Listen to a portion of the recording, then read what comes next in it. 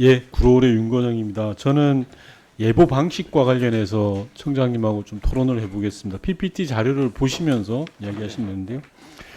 다음 PPT 보여주시면요. 지난 22년에 기상청에서 조사한 국민 만족도입니다. 국민이 가장 중요하게 생각하는 기상청 서비스가 기상예보고, 기상예보 중에서는 단기예보가 압도적으로 중요하다라고 이야기를 하고 있습니다.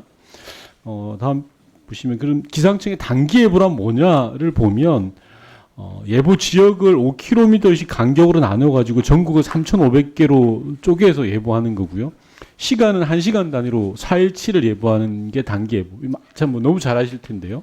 이 부분에 대해서 좀 이야기를 해보려고 하는 겁니다. 다음 PPT 보시면 앞서 보여드린 것처럼 국민들은 대단히 관심 있게 보는데 신뢰도는 점점점 떨어지고 있는 겁니다. 단기예보에 대한 신뢰도가 2018년에는 73%였다가 작년에는 66.8%로 꽤 많은 하락을 했습니다.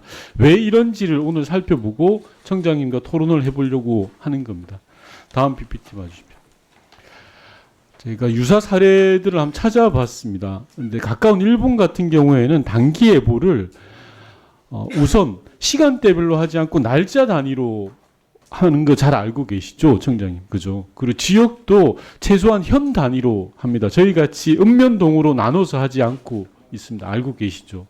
다음 PPT 보시면요. 미국도 마찬가지입니다. 미국 캘리포니아주 샌프란시스코 날씨 예보를 검색해 보면 최소한 도시 단위이고요. 그리고 시간도 이게 1시간 단위가 아니라 예보 시간 간격을 하루 단위로 이렇게 하고 있습니다. 그런데 다음 PPT 봐주시면요. 우리나라는 예를 들어서 영등포구 여의도동을 검색을 하면 1시간 간격으로 나옵니다. 그죠? 그리고 여기에 소나기까지 다 단기 예보에 포함되어 있죠. 예전에는 동네 예보라고 했던 거 잘 알고 계실 겁니다. 다음 PPT요. 그래서 제가 말씀드리려고 하는 요지가 여기에 있습니다. 실제로 읍면동 지역에서 하는 게 맞냐, 아니면 도시도로 현 단위로 하는 게 맞냐, 또는 아니면 지금처럼 소나기 예상 강우량을 포함해서 정량적으로 쉽게 맞추지 못할 부분까지 손대는 게 맞냐, 아니면 해외 사례처럼 정성적으로 접근하는 게 맞냐라는 부분에 대해서 좀 제대로 된 판단과 국민적 논의가 필요한 거 아니냐. 이걸 해결하지 않고서는 기상청에 대한 그런 국민적 불신을 해소할 수가 근원적으로 저는 없다라고 보거든요. 청장님 어떻게 생각하십니까? 예, 윤 의원님 말씀해 주신 데서 많은 부분 동감을 합니다. 마이크 가까이 대세요. 네. 동감을 하고요. 저희가 2008년도 동네 예보라는 것을 시행할 때 사실 이런 부분 때문에 여러 가지 논란이 있고, 사실 국민들 의식 조사, 그다음에 여러 가지 설문 조사를 통해서 벌써 15년 전에 이 부분을 실시한 것입니다. 그런데 조금 이제 좀 짧게 이야기. 조사하신 부분들이 다른 부분들이 정량적인 부분은 미국도 저희 전체적으로 대표값으로 나오기는 하지만 저희보다도 더 세밀하게 4km 단위로 그 예보가 안으로 들어가면 나오고 있습니다.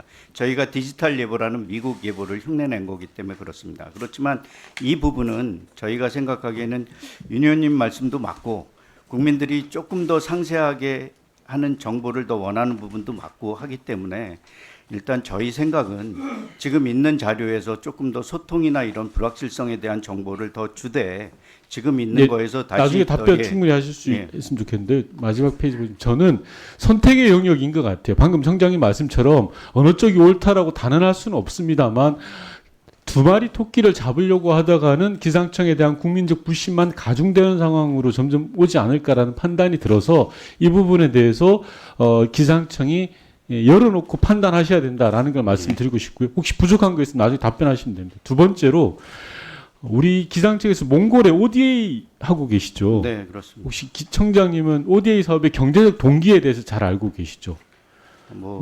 경제적 동기라는 것이 사실은 네. 여러 가지 지금은 이렇게 저희가 원조나 이런 걸 해주는 것 같지만 그런데 올해 예를 들어서 자동 기상 관측소 사업을 ODA로 지원했는데 여기에 국산화가 다 돼 있습니까?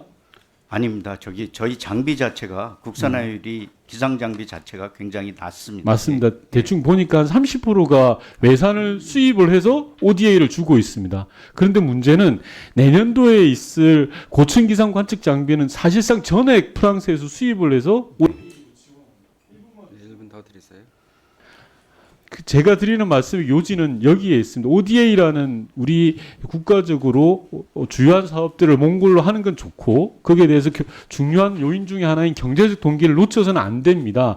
특히나 내년도에 있을 고층 기상 관측 장비 라디오 존대라는 사업은 2013년부터 15년까지 국산화를 이루겠다라고 연구 경영까지 하고 국감장에서 여러 번 지적도 됐던 사업이지 않습니까? 예. 그런데 내년도에 대략 한 4, 50억 대는 몽골의 ODA 사업의 상당 부분을 프랑스에서 수입만 해서 우리가 지원한다라는 것은 아무리 봐도 이건 조금 문제가 있습니다. 물론 청장이 말씀하시는 게 우리 국내 기술이라든지 또는 ODA 사업을 선정하는 데 있어서 여러 가지 절차적인 문제를 이야기하실 텐데 그럼에도 불구하고 제가 말씀드렸던 것처럼 국산화 연구 용역 같은 과정들이 있었는데 이런 걸 제대로 못했던 것은 기상청이 좀 더 점검하고 반성해야 될 부분이라고 생각하거든요. 이 부분에 대해서 청장님 답변해 주시죠. 예, 윤 의원님께서 잘 알고 계시는 것 같아서 저희 기술적으로 사실은 공개 입찰에 의해서 그거 하는 부분이고 너무 사실 격차가 많은 부분들을 아무리 ODA이지만 그 다른 나라에 설치한다는 것 자체가 문제가 될 수 있기 때문에 조금 더 괜찮은 최소한의 기준을 넘는 장비를 선택하기 위해서 그런 부분이었는데요. 말씀하시는 대로 그 ODA의 근본적인 의미나 이런 것까지는 깊이 저희가 좀 못 살펴본 부분이 있습니다. 그래서 만약 가능하다 그러면 후에부터는 좀 가점이나 이런 부분의 국산 장비에 대한 부분들을 아주 일정 기준 이하만 아니면 조금 더 가점이나 이런 부분들에 대한 것들을 다시 한번 고려하도록 하겠습니다. 네, 윤건영 의원님 수고하셨습니다. 다음은 존경하는 부산 연제구의 이주환 의원님께서 질의해 주시겠습니다.